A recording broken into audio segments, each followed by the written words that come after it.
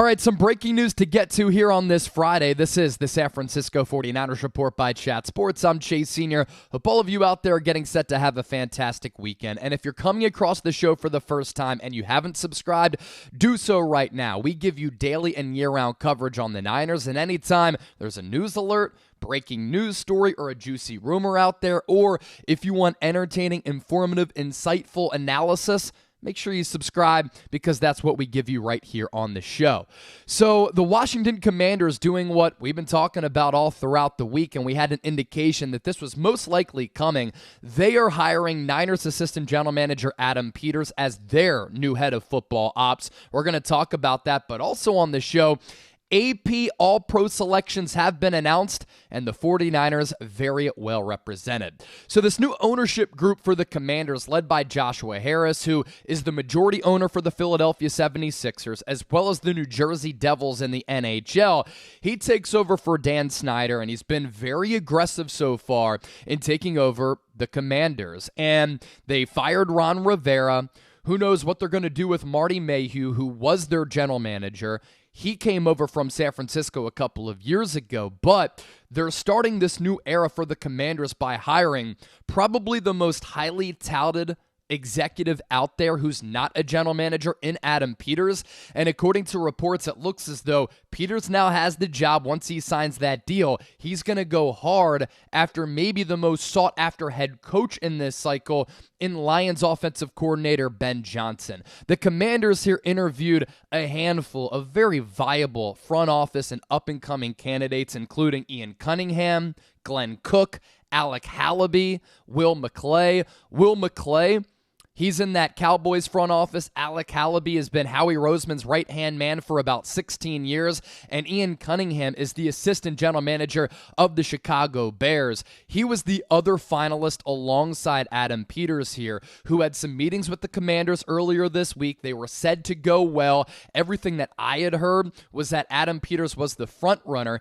and some of these meetings went deep into the night. And now Peters will be the lead football executive under Josh Harris, and he's going to play a huge role in hiring Washington's next head coach. He'll also evaluate here the current front office, which does include the aforementioned Marty Mayhew, who served as the general manager over the last 3 years. Mayhew worked with Peters for 4 years in San Francisco, and Mayhew was a vice president of player personnel in his last 2 years with the Niners. And according to reports, Adam Peters is going to go really hard after Ben Johnson. And this is a big loss for this Niners front office because, as we're about to talk about, Adam Peters was John Lynch's right-hand man, and he played a critical role in player identification, player development, drafting, personnel, finding players in free agency, and when you are a quality organization in the NFL, like the Niners are, number 1 seed this year, 3 NFC championship games over the last 4 years, other teams are going to look at you as the model for success. That's why the Niners have had some of their assistants poached. Mike McDaniel, Demeco Ryans, Robert Saleh, and countless front office members plucked from their front office to lead football ops for other organizations. And that's the byproduct of being a really, really good team in this league. And it's been a long time coming for Peters. John Lynch and Kyle Shanahan in September got contract extensions, and John Lynch got an elevation in job title, and technically the 49ers could have elevated Adam Peters to general manager, but I had said it at the time, and I said it earlier this week when we talked about the story of Peters meeting with the Commanders. He wants to run his own football operation. And while he could have had an upgrade in title with the Niners, it's still John Lynch's squad, and it's still Kyle Shanahan's team. They oversee the roster, and now Peters is going to have full control for a big brand with the new ownership group in a division that gets a lot of primetime games with the franchise that has a storied history, but it hasn't been a storied history really since the late 90s, early 2000s, because Dan Snyder was just such an egregious fraud. And when I say that this has been in the running for a long time, Peters declined requests to interview with the Tennessee Titans and Arizona Cardinals last offseason, and then the Las Vegas Raiders and the Chargers both had requested interviews with him this offseason. And Peters has a pretty impressive track record here. He came to the Niners in 2017. He was one of the first front office hires by John Lynch at the time, but before coming to the Bay, worked with New England, worked with Denver, won Super Bowls there, spent his first 11 years in his career as a scout, and then after one season as Denver's director of college scouting, he joined the Niners in 2017 as the vice president of player personnel. He's a Northern California guy with a lot of ties to NorCal, and for the Niners, he played a key role in building one of the NFL's top rosters, and that's why the Commanders were attracted to him. He was the first major front office hire made by John Lynch, and now he becomes the first major front office hire made by this new Washington regime. Now, do we know how good Peters is or how pivotal he was for this Niners front office? No, we technically don't. Was he the one who led the charge in drafting Trey Lance? Maybe. We're not sure as of right now. Maybe that story will come out a little bit later, but he's valued by the Niners organization. There's a reason why other teams contacted him over the last couple of years. The New York Giants a few years ago also interviewed him to be their next general manager. He's smart, savvy football mind, special eye for talent. He was really one of the front office executives that was credited with wanting to draft Deebo Samuel. He was John Lynch's right-hand man who helped build this roster and identified talent at the NFL level as well as in the draft.